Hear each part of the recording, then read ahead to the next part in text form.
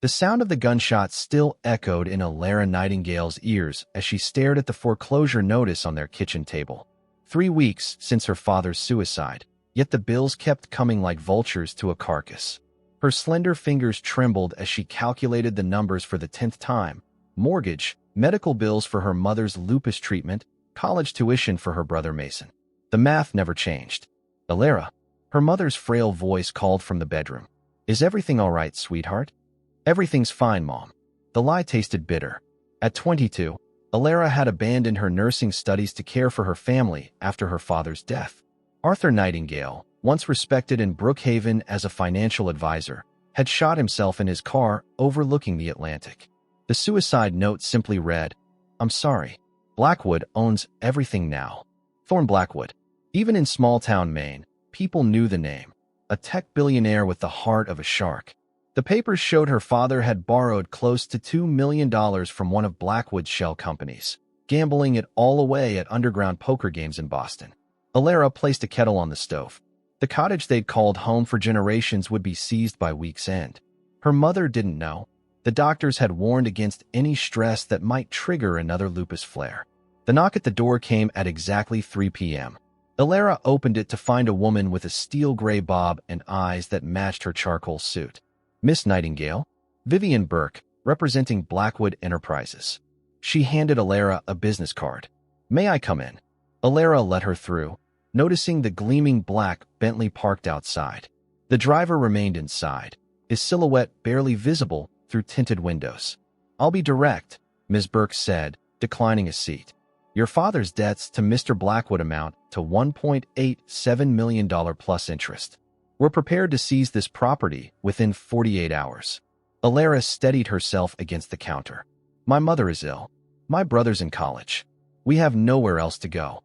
"That's unfortunate, but not Mr. Blackwood's concern." Ms. Burke opened her leather portfolio. "However, he's authorized me to present an alternative arrangement." She slid a document across the table. Alara's eyes caught phrases like personal services, 1-year contract, and non-disclosure agreement. "What exactly does Mr. Blackwood want from me?" "Your companionship." The woman's clinical tone made it sound like a business transaction. "You'd relocate to Mr. Blackwood's estate in Greenwich, Connecticut. All your family's debts would be forgiven. Your mother's medical expenses covered for life. Your brother's education guaranteed." The implications hit Alara like a physical blow. "He wants to buy me? He wants to settle a debt." Think of it as a position of special assistance. You'd have your own suite, staff, clothing allowance. Many women would consider it a privilege. "And if I refuse?" "The sheriff arrives tomorrow. Your mother and brother will have no support. Your credit will be ruined before your life has begun." Ms. Burke checked her watch. "The choice seems rather obvious, Miss Nightingale." Through the window, Alara could see her mother's prized rose garden. The white blooms her father had planted the summer before his death were just beginning to open. "I would need guarantees. Written assurances for my family." Ms. Burke nodded. "Page 3 outlines the provisions for your family's care. Mr. Blackwood is nothing if not thorough." "How did he even know about me?" Alara asked, her voice barely above a whisper. "Your father showed Mr. Blackwood your photograph during their last meeting. He was quite insistent that you could help him resolve his debts." Ms. Burke's expression revealed a flicker of what might have been pity. "Your father may have suggested the arrangement himself." The betrayal stung worse than anything. Had her father offered her as collateral? Had his last act been not just an escape, but a sacrifice? Alara scanned the contract again. 1 year. She could endure anything for 1 year if it meant her family's security. "When would I leave?" "Immediately. Mr. Blackwood doesn't like to waste time." Ms. Burke produced a pen. "All signatures require initials as well." Outside, Mason's beaten-up Jeep pulled into the driveway. Her 19-year-old brother would fight this. She couldn't let him know until it was done. With shaking hands, Alara took the pen and signed away her freedom. Each scratch of ink felt like she was writing her own epitaph. "Welcome to Blackwood Enterprises, Miss Nightingale." Ms. Burke collected the papers. "Pack only personal items. Everything else will be provided. The car will wait 20 minutes. After Ms. Burke left, Alara leaned against the door, sliding down until she hit the floor. 20 minutes to say goodbye to everything she knew.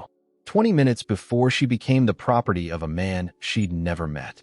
From her bedroom window, She could see the lighthouse on Brookhaven Point where she'd spent summers reading and dreaming of a life beyond Maine. Now that life was coming, but not as she'd imagined. She grabbed her mother's worn photo album and her father's pocket watch. Whatever Thorne Blackwood expected, she would show him that not everything in this world could be bought. Some things could only be given, and she would never give him her heart. The Bentley's leather seats felt cold against Alara's skin as the Maine coastline disappeared in the rear window. She hadn't been allowed to say goodbye to her brother Mason. Ms. Burke insisted that prolonged farewells create complications. All she could do was leave a letter explaining that she'd taken a job opportunity that would help with Mom's medical bills. A necessary lie. "You'll find everything you need at the estate," Ms. Burke said, not looking up from her tablet. "Mr. Blackwood expects you to adapt quickly." "What exactly does he expect me to do?" Alara asked, clutching her small bag of belongings. "Your primary duty is to accompany him to various functions and be available when required. The specific parameters of your arrangement will be discussed by Mr. Blackwood himself." For hours later, they passed through iron gates bearing a stylized B and drove up a winding driveway lined with perfectly manicured trees. The Greenwich estate emerged like something from another century, a massive stone mansion with floor-to-ceiling windows reflecting the setting sun. A household staff lined up as the car stopped at the entrance. Ms. Burke led Alara past them without introductions, through a marble foyer, and up a grand staircase. Alara felt their curious glances following her. How many women had they watched come through these doors, she wondered. "You're sweet," Ms. Burke said, opening double doors to reveal a space larger than Alara's entire home in Brookhaven. Blue and cream decor, a canopy bed, sitting area, and a bathroom visible through another doorway. "Your measurements were taken from your social media photographs. The wardrobe has been stocked accordingly." Alara ran her fingers over a silk dress hanging on a display rack. The price tag was still attached, more than her father had made in a month. "When will I meet Mr. Blackwood?" "Dinner. 7 o'clock sharp. Wear this." Ms. Burke indicated the navy dress. "He detests tardiness." After Ms. Burke left, Alara pulled out her phone to call home, but found no signal. Of course, control began with isolation. She sat on the edge of the bed, refusing to cry. She'd made her choice. Now she had to live with it. A knock at the door made her jump. A young woman in a gray uniform entered with a tray. "I brought tea, Mississippi. I'm Zoe. I've been assigned as your personal assistant." Her accent was vaguely European, her manner efficient but kind. "Is there anything you need before dinner?" "Information," Alara said. "What is he like?" Zoe's expression revealed nothing. "Mr. Blackwood is exacting. He values precision, punctuality, and discretion.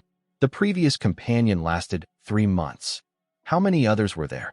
"You're the 4th this year." Zoe busied herself arranging the tea service. "The bathroom has everything you need.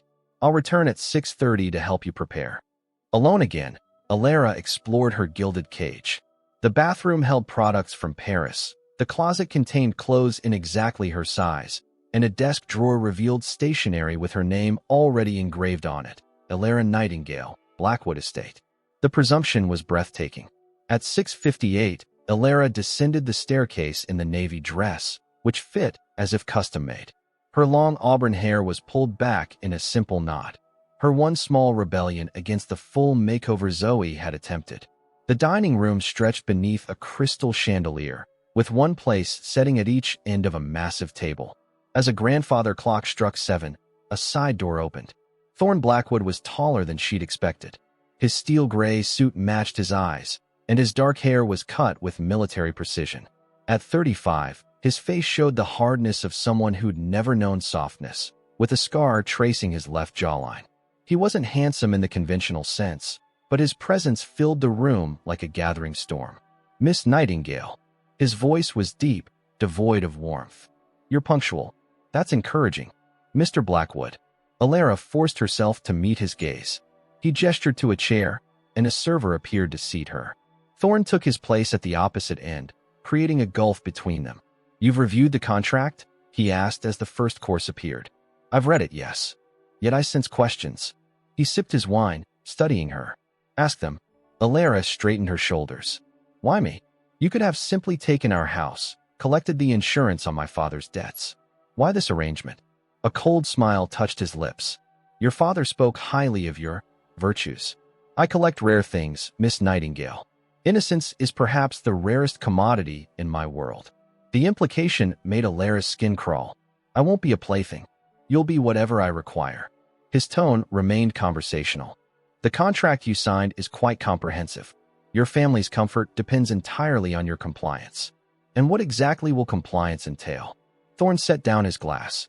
You'll accompany me to business functions. You'll be educated in art, wine, conversation, skills befitting someone in my orbit. You'll be available when I require companionship. The nature of that companionship will evolve based on your adaptability. And if I refuse to adapt, then your mother loses her medical care, your brother his education, and you return to nothing. He studied her as if cataloging a specimen. But you won't refuse. You have your father's sense of sacrifice, I think. Rage flashed through Alara. You didn't know my father. I knew him well enough to take $2 million from him over 6 poker games. Thorne's expression darkened. A man who gambles with his family's security deserves what he gets, as does a daughter who chooses to pay his debts. Alara's fork clattered against fine china. You're despicable. No, Miss Nightingale. I'm honest about what I am. Can you say the same? The servers returned with the main course, moving silently around the tension suspended between them. The contract contains a clause about appropriate behavior. Thorne continued. Remember that before you speak again. Alara forced herself to eat, though the food tasted like ashes. This man had driven her father to suicide, separated her from her family, and now expected gratitude for the privilege of her servitude. Tomorrow you'll meet with my social secretary to begin your education, Thorne said as dessert was served. I have an important fundraiser in 2 weeks. You'll be presented there, like a new pet. His expression didn't change, but something dangerous flickered in his eyes. Pets can be discarded, Miss Nightingale. You might want to remember that. As dinner concluded, Thorne stood. 1 year. That's our arrangement. Make it pleasant for both of us, and your family prospers. Make it difficult. He let the threat hang unfinished. I understand perfectly, Mr. Blackwood. I doubt that. He moved toward the door, then paused. Your father begged for this arrangement, you know. His final request was that I take you instead of your family's home. He said you were worth 10 times what he owed me. The revelation hit Alara like a physical blow. Her father had sold her. His last act wasn't protection, it was transaction. Sleep well, Miss Nightingale. Your duties begin at 8 a.m. As Thorne left, Alara remained at the vast table, surrounded by luxury and utterly alone. She had 364 more days of this bargain, and somewhere in that time, she would find a way to make Thorne Blackwood pay for what he'd done to her family. She just hadn't realized how deep the betrayal went, or how much it would cost her to survive it. Alara woke to sunlight streaming through floor-to-ceiling windows. For a moment, she forgot where she was, then reality crashed back. The Blackwood estate, her gilded prison. Good morning, Miss Nightingale. Zoe entered carrying a breakfast tray. It's 7:15. Mr. Blackwood expects you downstairs at 8 sharp. Alara sat up, rubbing sleep from her eyes. Has there been any word about my family? Your mother's new nurse started yesterday. Your brother's tuition has been paid through graduation. Zoe poured coffee. Mr. Blackwood honors his arrangements. How comforting, Alara murmured. After a shower, she found clothes laid out, tailored trousers, a cashmere sweater, and leather flats that probably cost more than her entire wardrobe back home. Is there a phone I can use? Alara asked as Zoe styled her hair. I'd like to check on my mother. Personal calls are scheduled on Sundays between 2 and 4 p.m. Zoe secured Alara's auburn waves into a low ponytail. Mr. Blackwood prefers no outside distractions during your adaptation period. At precisely 8 a.m., Alara entered a study where a stern woman with platinum blonde hair waited beside a whiteboard. Miss Nightingale, I'm Diane Werner, Mr. Blackwood's social director. She gestured to a chair. Your education begins now. For the next 3 hours, Alara learned proper table settings, wine pairings, art history, and the backgrounds of Greenwich's social elite. Names, companies, scandals, alliances, the architecture of power that Thorne Blackwood navigated daily. Mr. Blackwood's enemies are numerous, Diane explained. You'll never discuss his business with anyone. You'll never voice political opinions. You'll smile, engage in light conversation, and enhance his image. Nothing more. And what image is that? Alara asked. A powerful man with impeccable taste. Diane's thin lips curled slightly, even in companionship. At noon, Alara was escorted to the East Wing, where she found an older man waiting in what appeared to be a small dance studio. Miss Nightingale, I am Henri, he said with a French accent. For 2 hours daily, I will teach you movement, posture, and dance. Mr. Blackwood insists his companions move with grace. By 4 p.m., Alara's feet ached and her mind swam with protocols. She was escorted to the library, where bookshelves stretched 2 stories high. Thorne Blackwood stood by a window, silhouetted against the afternoon light. Progress report, he asked without turning. She's intelligent but resistant, Diane replied as if Alara weren't present. Capable of learning quickly when motivated. Leave us. When they were alone, Thorne finally faced her. Today he wore a charcoal suit that emphasized the breadth of his shoulders. The scar along his jaw seemed more pronounced in daylight. You look exhausted, he observed. Training to be a possession is tiring work. Something like amusement flickered across his face. You're not a possession, Miss Nightingale. You're an investment. The distinction escapes me. Possessions depreciate. Investments grow in value. He approached, circling her slowly. Your father claimed you were exceptional. So far, I see only ordinary defiance. Alara lifted her chin. What would make me exceptional in your eyes, Mr. Blackwood? Adaptation without surrender. Intelligence without insolence. He stopped directly before her. Most women in your position either crumble or scheme. Which will you do? Neither. I'll endure. This time, he did smile, a cold, sharp thing. We'll see. He picked up a leather portfolio from his desk. Tonight we dine with Lawrence Montgomery, my chief legal counsel. He's aware of our arrangement, but not its details. You'll be presented as my personal assistant, recently graduated from Vassar with a degree in art history. I know nothing about art history beyond what Diane crammed into my head this morning. Then it's fortunate Montgomery knows even less. Thorne handed her the portfolio. Your background materials. Memorize them by dinner. 7 p.m. When he left, Alara sank into a leather chair, flipping through the meticulously fabricated life he'd created for her. Alara Nightingale, 22, daughter of deceased academics, educated at exclusive schools she'd never heard of, with accomplishments she'd never achieved. He's erasing me, she whispered to the empty room. Yet as she studied the materials, a thought formed. If Thorne could create this fiction so easily, what other fictions existed in his world? What secrets might be hidden in this massive house? At dinner, Lawrence Montgomery proved to be a jovial man in his 60s with thinning white hair and shrewd eyes that missed nothing.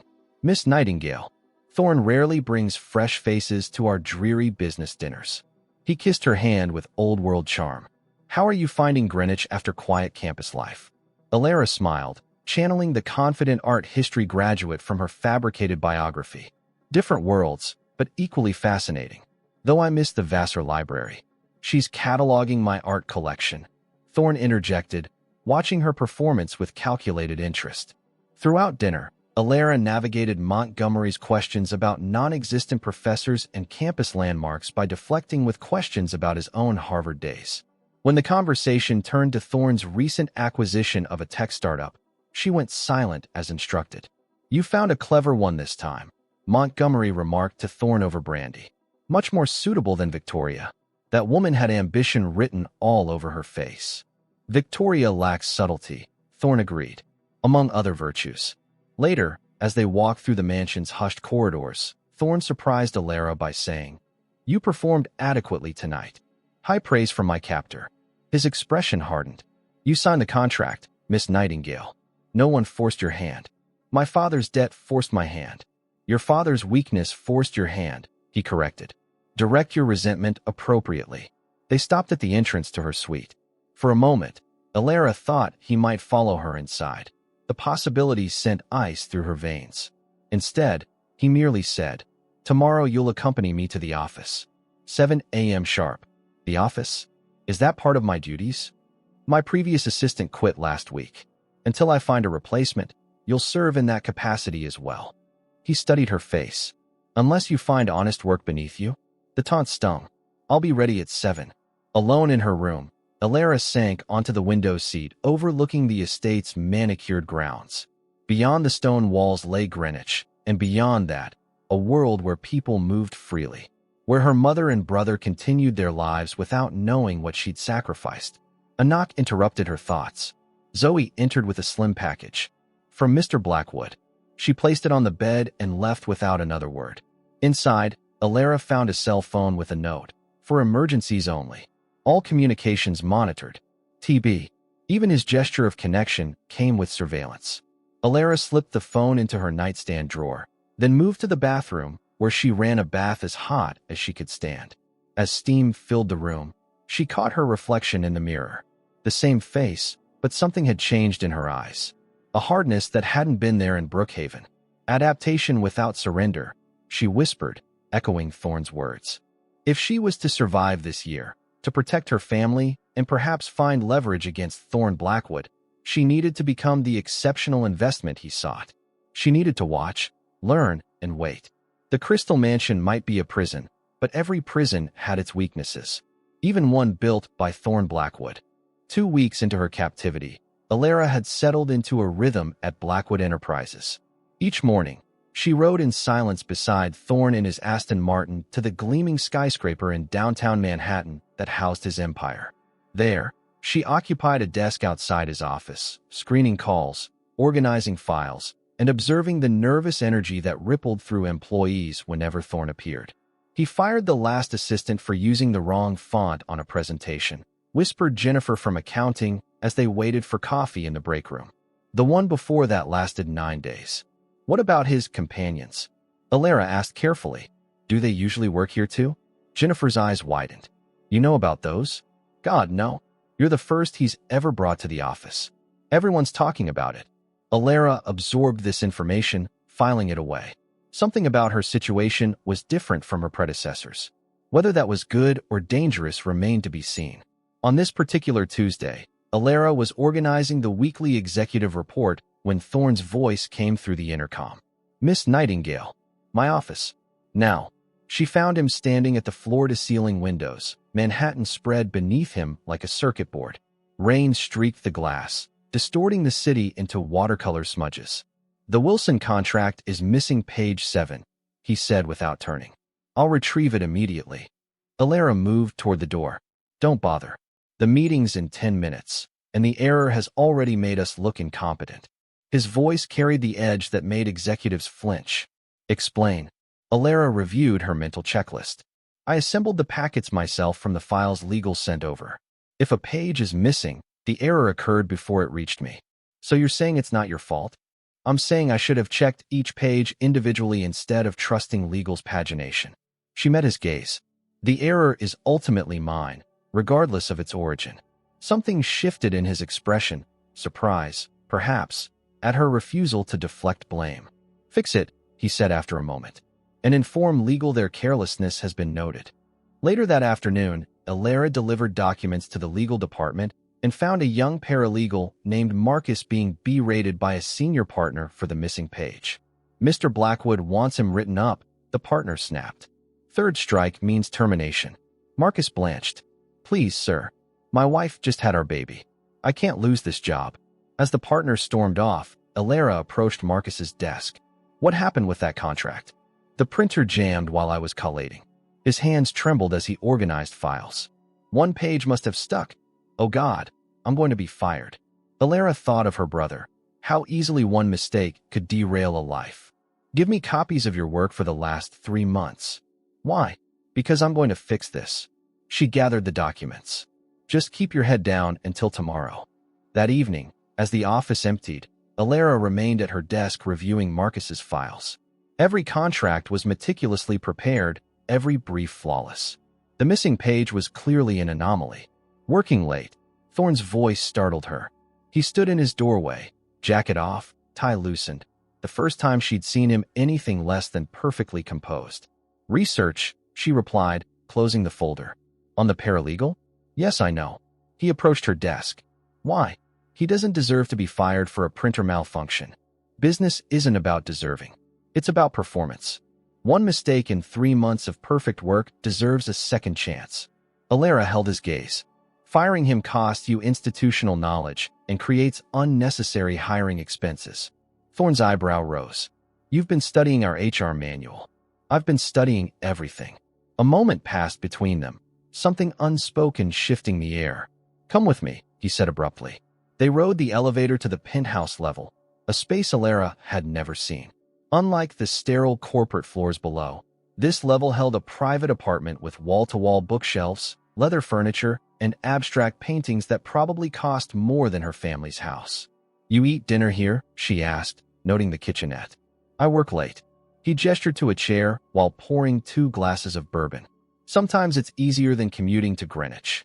When he handed her the glass, their fingers brushed. The contact sent an unexpected charge through her, a reminder of how seldom they touched, how carefully he maintained physical distance. You're advocating for someone you barely know, Thorne said, studying her over his glass. Why? Because it's right. She sipped the bourbon, welcoming the burn. And because you're wrong about business. It's built on people, not just performance metrics. A charming philosophy. Utterly impractical. Tell that to your employee turnover rate. 7 assistants in 2 years suggests the problem might not be them. His eyes narrowed. You're remarkably bold for someone in your position.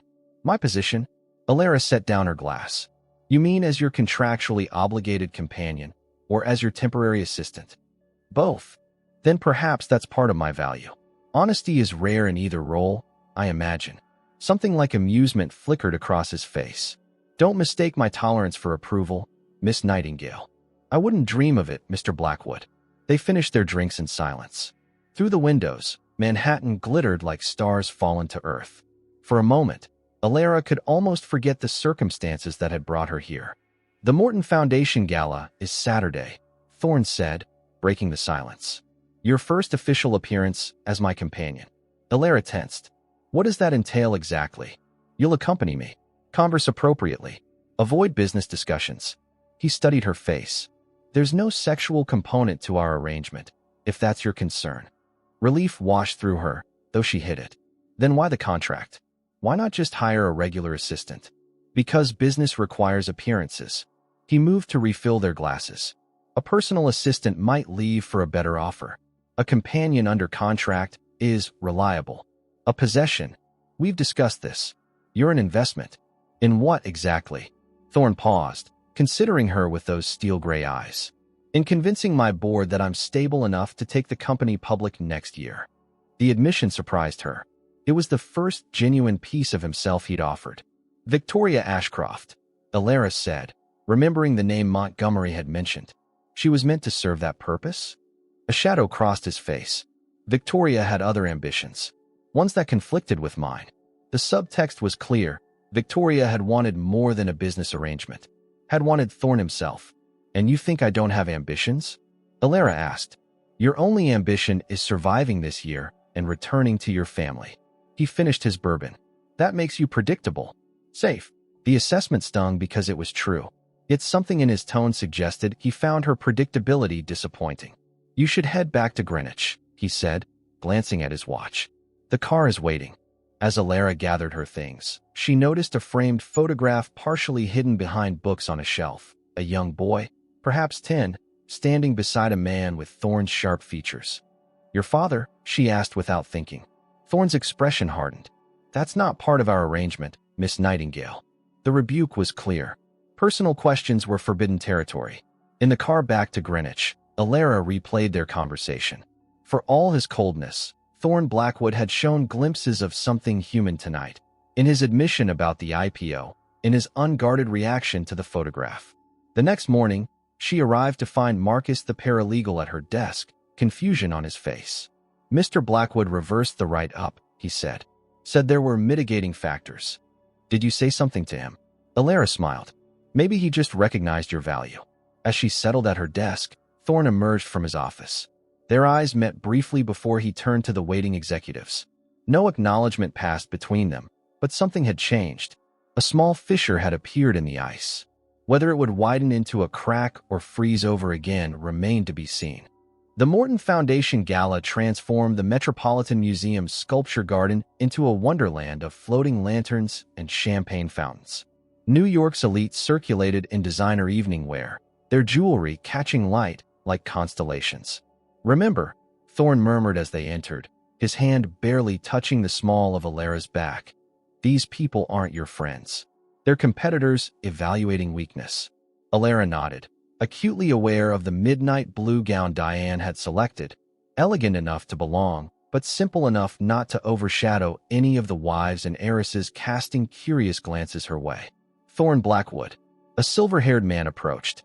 Finally decided to grace us with your presence, and with company, no less. Senator Collins.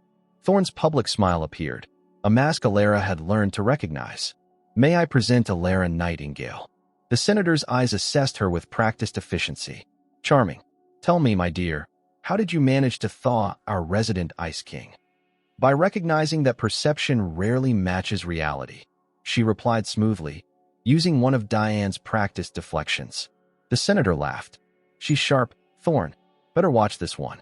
As the evening progressed, Alara observed the power dynamics swirling around Thorne. Men approached with forced camaraderie masking calculation. Women offered subtle invitations he politely deflected. She began to understand why he valued a contractual companion. In this world, every interaction came with invisible strings. Blackwood brought fresh meat, I see. The voice behind Alara dripped with expensive perfume and disdain. She turned to find a stunning woman in her 30s, with obsidian hair and diamond earrings that probably cost more than Alara's mother's house. Victoria Ashcroft. The woman extended manicured fingers. I used to occupy your position. Alara maintained her composure. Ms. Ashcroft. Thorne mentioned you. Thorne, is it?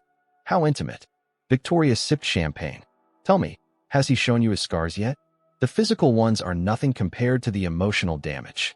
I don't discuss Mr. Blackwood's personal matters. Smart girl. But it won't save you. Victoria leaned closer. He'll discard you the moment you develop feelings. That's his pattern. Acquisition, evaluation, disposal. Is that what happened to you? Alara countered. Something dangerous flashed in Victoria's eyes. I moved on to more profitable arrangements. Board membership at Rival Tech suits me better than being Thorne's arm candy.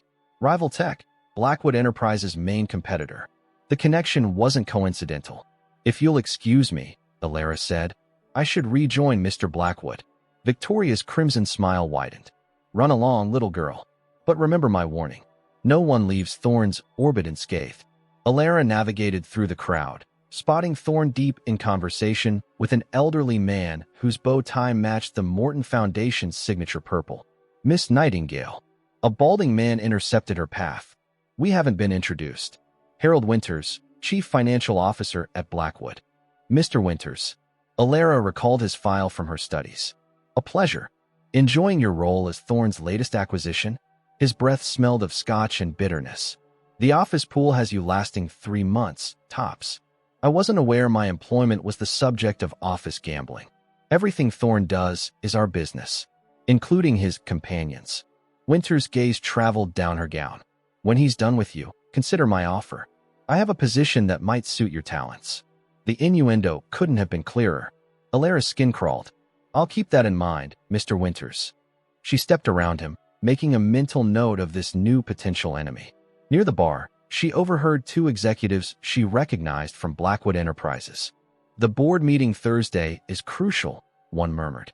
If Winters presents those projections, the IPO timeline gets pushed back a year. Thorne won't let that happen. Unless he's distracted. They glanced toward Alara. Like the last one was with Victoria. The pieces clicked together in Alara's mind. Victoria, now on Rival Tech's board. Winters, undermining the IPO Thorne needed. The timing wasn't coincidental. She found Thorne by the sculpture garden. We need to talk, she said quietly. Not here. His eyes narrowed at her tone, but he nodded. 5 minutes. In a secluded alcove near the Egyptian wing, Alara relayed her suspicions. Victoria works for Rival Tech now. Winters is sabotaging your IPO projections for Thursday's board meeting. They're working together.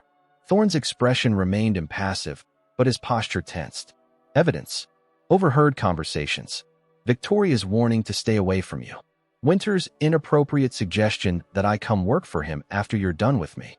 Circumstantial, but worth investigating before Thursday, she insisted. Thorne studied her, calculation in his gaze. Why tell me this? Wouldn't my downfall free you from our contract? The question struck Alara speechless. She hadn't considered that perspective. My family's security depends on your company's stability, she finally said. And I don't approve of sabotage, even against you. Something changed in his expression, a softening around the eyes so subtle she might have imagined it. We're leaving, he announced. Immediately. In the car, Thorne made rapid phone calls, ordering security audits and financial reviews. Alara watched his methodical dismantling of the threat, impressed despite herself at his strategic mind. You may have saved the IPO timeline, he said after hanging up. Why? Alara looked out at the passing city lights. Because it was right. No. His voice turned probing. The real reason. She met his gaze. Because I understand contracts, Mr. Blackwood. You kept yours regarding my family. I'm keeping mine regarding your interests. His expression suggested he didn't fully believe her, but he nodded once.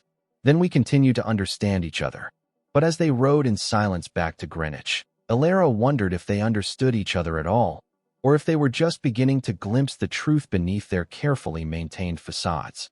3 days after the gala, Thorne's investigation confirmed Alara's suspicions.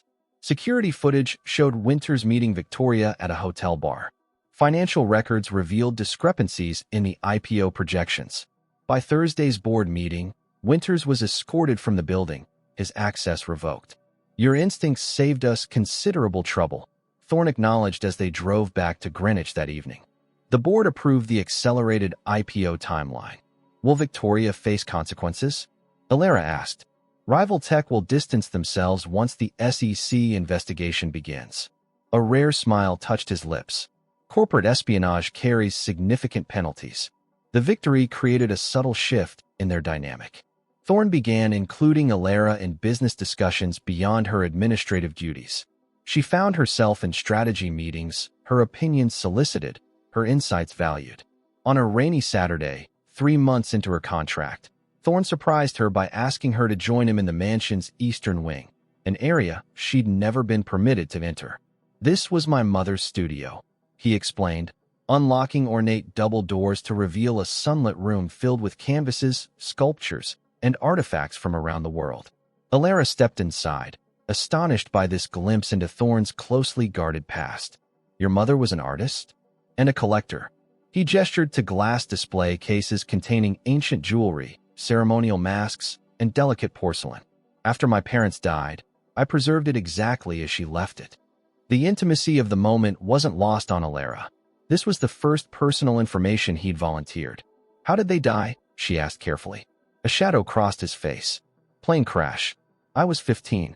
We were supposed to be traveling together, but I stayed behind for a school competition. I'm sorry. It was 20 years ago. His tone suggested the wound remained fresh despite the passage of time. As Alara explored the studio, something in a display case caught her eye. A sapphire medallion on a silver chain, its setting intricate and familiar. This medallion. She leaned closer, heart suddenly racing. One of my mother's favorite pieces. Thorne watched her reaction with curiosity. Supposedly, it belonged to Russian nobility before the revolution. With trembling hands, Alara reached into her pocket and withdrew a small velvet pouch she always carried. Inside was an identical medallion, though its sapphire was slightly smaller. Where did you get that? Thorne's voice turned sharp. It was my grandmother's. She gave it to me before she died. Alara held the medallions side by side. They're identical except for the stone size. Thorne took both medallions, examining them with increasing intensity. These were a matched pair. Family legend says they were separated when 2 sisters fled Russia during the revolution. My grandmother said ours came through Ellis Island with her mother in 1920. Something dangerous flickered in Thorne's eyes. What was your grandmother's maiden name? Volkov. What? The color drained from his face. My mother's grandmother was Anastasia Volkov. The implications hung between them. Their families were connected generations ago. There's more, Thorne said, moving to a desk where he unlocked a drawer and removed a leather journal. My mother kept records of all her acquisitions. The medallion was purchased from an estate sale in Boston 15 years ago. He flipped through pages until he found an entry, then froze. Alara leaned over to see what had shocked him. The medallion's provenance notes read, purchased from estate of Frederick Nightingale, following verification of authenticity by his son, Arthur Nightingale. Arthur Nightingale, my father? Alara's voice barely functioned. He would have been in college then, working summer jobs in antique appraisal, apparently. Thorne's expression darkened as he flipped further through the journal. He stopped at a page marked with a newspaper clipping about the plane crash that killed his parents. Handwritten in the margin was a note: third engine failure in 2 years. And verified maintenance records were falsified. And Arthur Nightingale. Alara whispered, the room suddenly spinning around her. My father's plane was maintained by Coastal Aviation. Thorne's voice turned to ice. Arthur Nightingale worked there after college, before becoming a financial advisor. The implications crashed over Alara like a physical blow. You think my father had something to do with your parents' deaths? Thorne was already at a computer, fingers flying across keys. Documents flashed on the screen: employment records, maintenance logs, insurance claims. Coastal Aviation was owned by rival Tekka's parent company, he murmured. The crash investigation found mechanical failure, but insufficient evidence of tampering.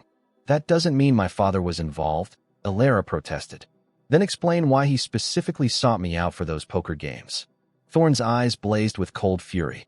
Why he showed me your photograph. Why he suggested this arrangement when he lost. I don't know. Tears blurred Alara's vision. He wouldn't. Everyone has their price, Miss Nightingale. The formal address signaled his retreat behind emotional walls. Apparently your father's was $2 million. He thrust a file toward her. Banking records showing substantial deposits to Arthur Nightingale's account in the months before the crash. The last deposit coincided with the date of her parents' death. No. She backed away. There must be another explanation. The explanation is that I've been played. Thorne's voice turned deadly quiet. Your father killed my parents, then delivered his daughter to me 20 years later. Was this your plan all along? Finish what he started. I knew nothing about this. Alara clutched the medallion, its edges cutting into her palm. I thought he was a good man. So did my parents, apparently. Thorne turned away. Get out. Thorne, get out.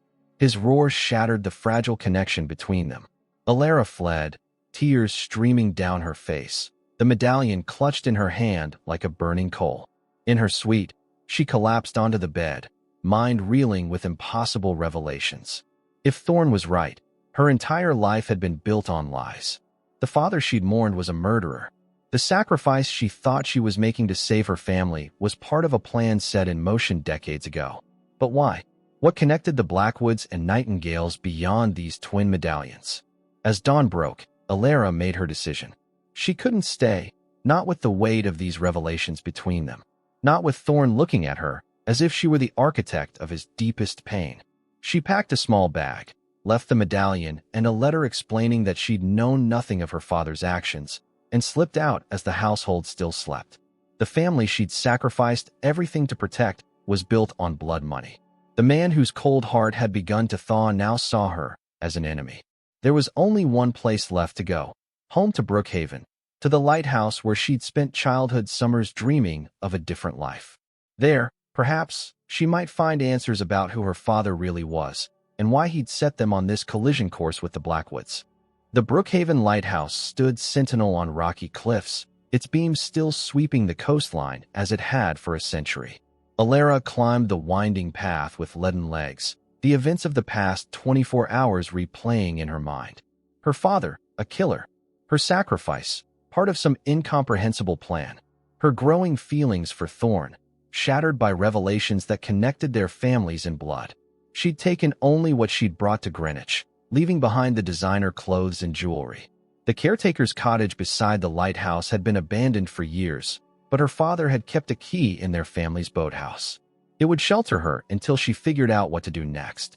Inside, dust sheets covered sparse furniture. The air smelled of salt and disuse.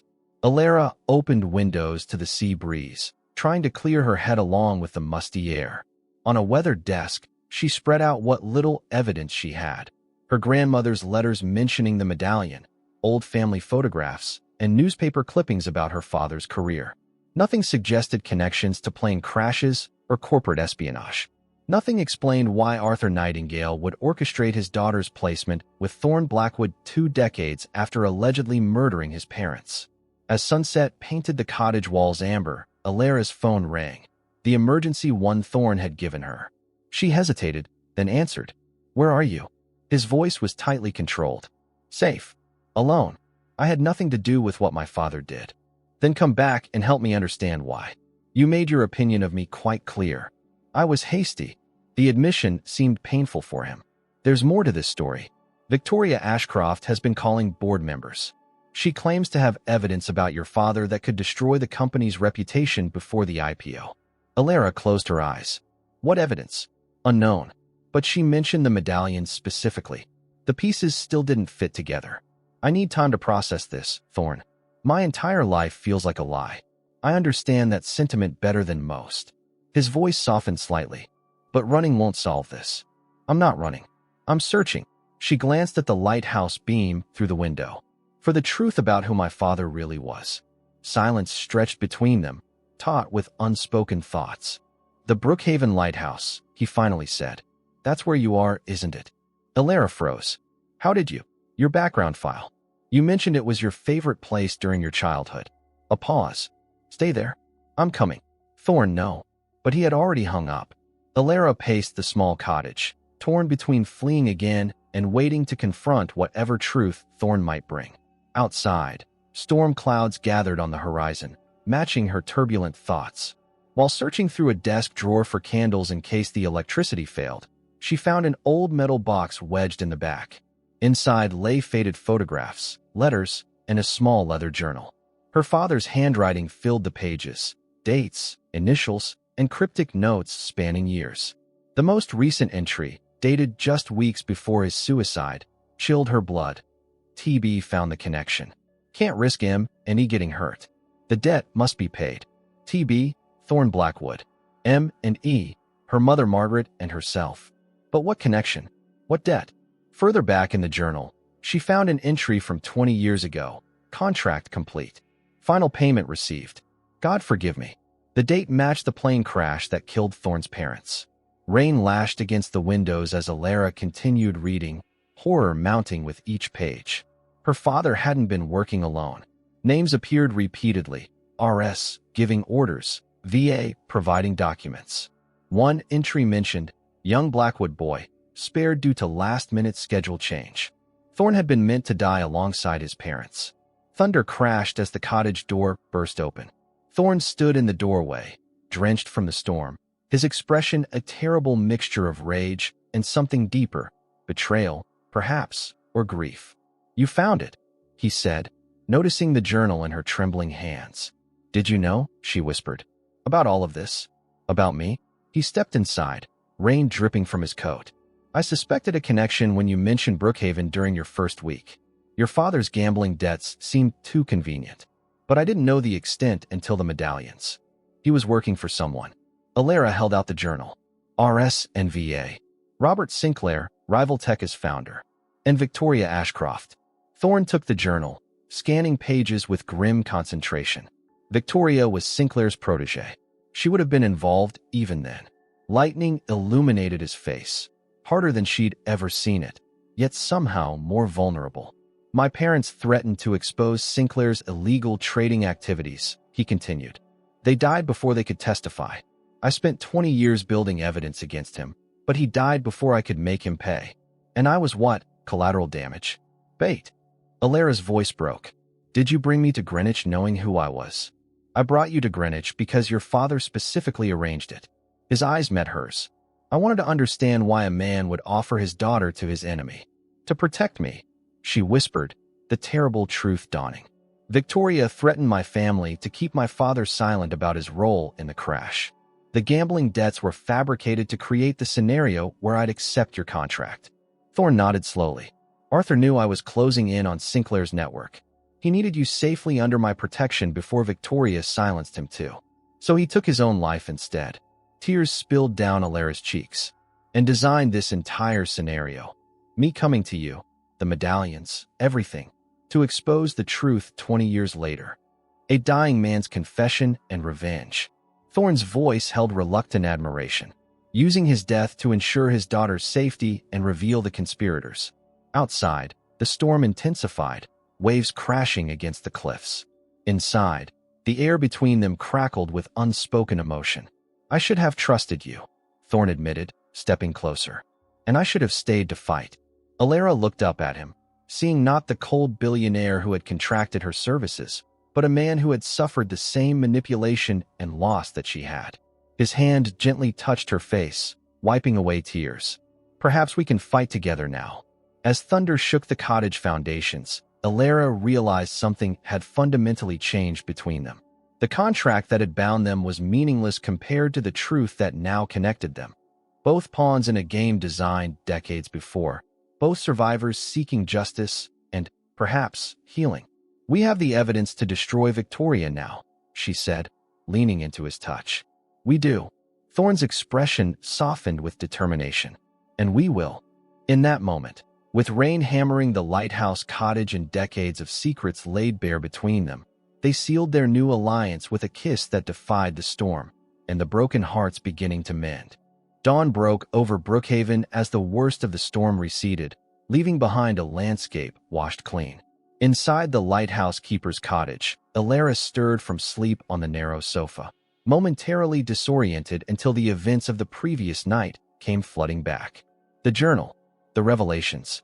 Thorne. She found him at the small kitchen table, laptop open, phone pressed to his ear. His suit was wrinkled from the storm, but his voice carried the sharp authority she'd come to know in the boardroom. "Have security detain her if she attempts to enter any Blackwood property," he instructed. "And inform the board chairwoman that we have evidence of corporate espionage dating back 2 decades. When he hung up, their eyes met. Something had shifted between them, the pretense of contractor and companion stripped away by shared trauma and the fragile connection that had formed in its place. "Victoria?" Alara asked, pouring coffee from the ancient percolator she'd managed to get working. "Attempting damage control. She's calling in favors, trying to access board members before we can present the evidence." Thorne accepted the mug she offered, their fingers brushing. "Your father's journal provides the missing links in a conspiracy I've been tracking for 20 years. Alara sat across from him, cradling her own coffee. "I still can't believe he was involved in something so terrible, yet orchestrated all this to expose the truth. Guilt is a powerful motivator." Thorne's expression softened slightly. "As is protecting those you care about." The admission hung between them, perhaps the closest he'd come to acknowledging whatever had been growing between them before the medallions shattered their carefully constructed reality. "I haven't had a chance to tell you," Alara said quietly, "but I'm sorry about your parents." "What my father did was under duress," Thorne interrupted. "The journal makes that clear. Victoria and Sinclair threatened your mother to force his cooperation. It doesn't excuse his actions." "No, but it explains them." Thorne closed his laptop. 20 years ago, I swore to destroy everyone responsible for my parents' deaths. I never imagined that journey would lead me to you." The way he looked at her sent warmth through Alara's chest, something dangerously close to hope. "What happens now?" she asked. "Now we use your father's evidence to finish what my parents started, exposing the corruption at rival tech while preventing Victoria from sabotaging the Blackwood IPO." His jaw tightened. "This ends today." As they gathered the journal and evidence, Alara's phone rang. Her brother Mason. "Alara? Where are you?" "There are people at the house asking questions about Dad." His voice cracked with tension. "They mentioned Victoria Ashcroft and said something about medallions. Mom's terrified." Fear shot through her. "Is Mom safe?" "Are you?" "For now." But these people seemed serious. One of them mentioned the lighthouse. The line went dead. "Victoria's people found your family," Thorne said, already gathering their things. "She's eliminating loose ends. We have to go to them." Panic rose in Alara's throat. Now, the drive to her family home took 15 agonizing minutes. As Thorne's Aston Martin climbed the coastal road, Alara clutched the journal that had unraveled both their lives. "If anything happens to them because of me, it won't." Thorne's hand covered hers briefly. "I promise you that." The Nightingale house came into view, a modest colonial with peeling white paint and her mother's beloved rose garden. 2 black SUVs were parked in the driveway. "Wait here," Thorne commanded as he stopped the car. "Like hell I will." Alara grabbed the journal. "That's my family in there." Something like admiration flashed in his eyes. "Stay behind me, then." They approached the front door, which stood slightly ajar. Inside, voices carried from the living room, her mother's trembling tone, Mason's angry protests, and a woman's cold commands. "Mrs. Nightingale, We're simply asking for your late husband's papers. Anything related to his work at Coastal Aviation 20 years ago.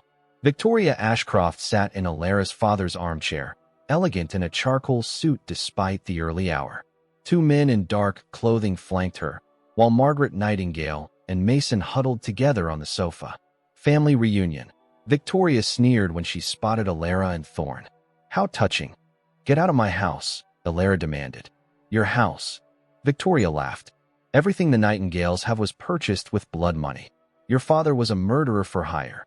That's enough. Thorne's voice could have frozen flame.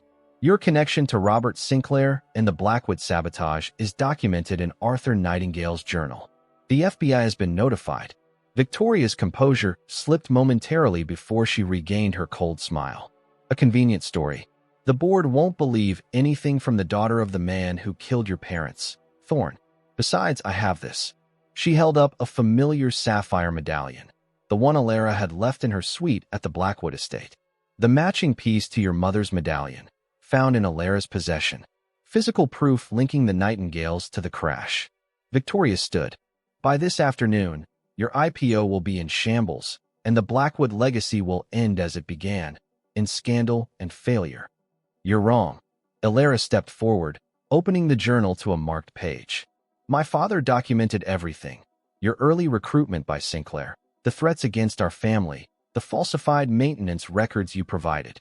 For the first time, uncertainty crossed Victoria's face. A forgery. Desperate attempts by a guilty family.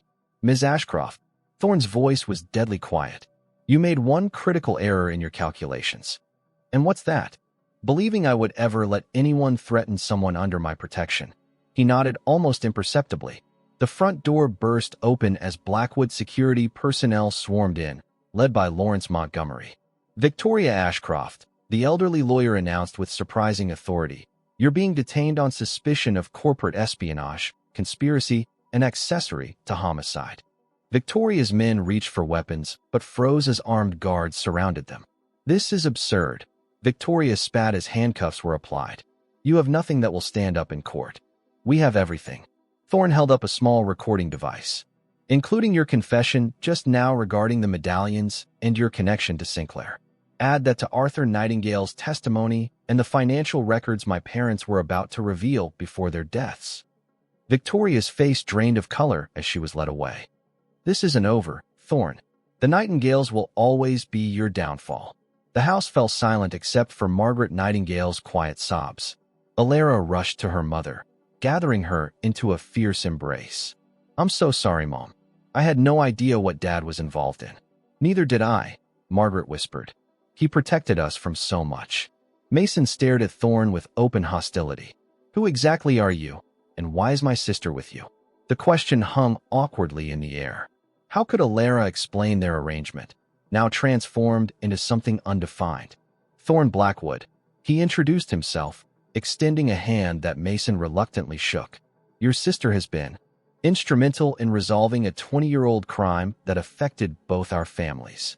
As security teams swept the house and made arrangements for the Nightingale's protection, Alara found Thorne standing alone in her father's study. Thank you, she said simply, for saving my family. I couldn't save mine. His gaze was distant. But perhaps this is the next best thing. Alara touched his arm gently. What happens now? To us, I mean. The contract between us is void, he said, turning to face her. It was based on false premises.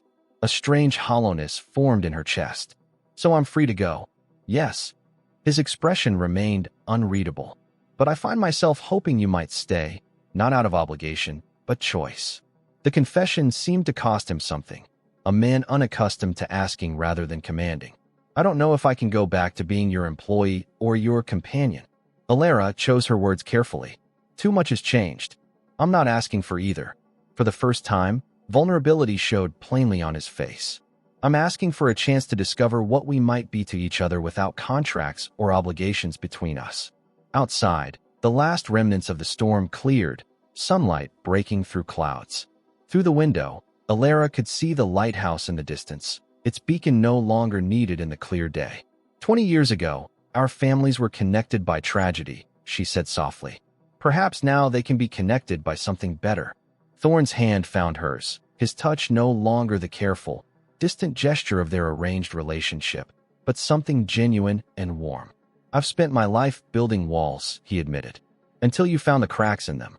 And I've spent mine living safely within boundaries," she countered, "until you showed me what lay beyond them." In her father's study, surrounded by the remnants of secrets finally laid bare, they sealed their new beginning with a kiss untainted by contracts or conspiracies. Just two people who had found redemption in each other's broken places.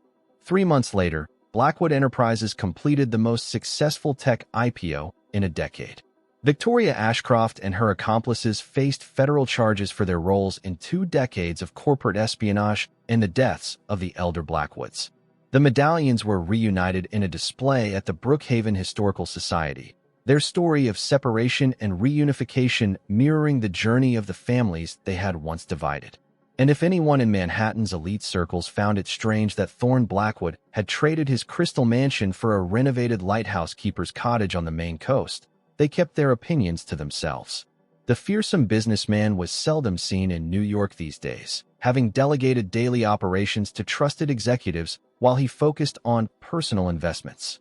Those investments included weekend sailing lessons from Mason Nightingale, Sunday dinners with Margaret, and quiet evenings with Alara on the lighthouse balcony, where two people who had once been strangers brought together by darkness now built something neither had believed possible, a future illuminated by love that had emerged from the ruins of their shared past.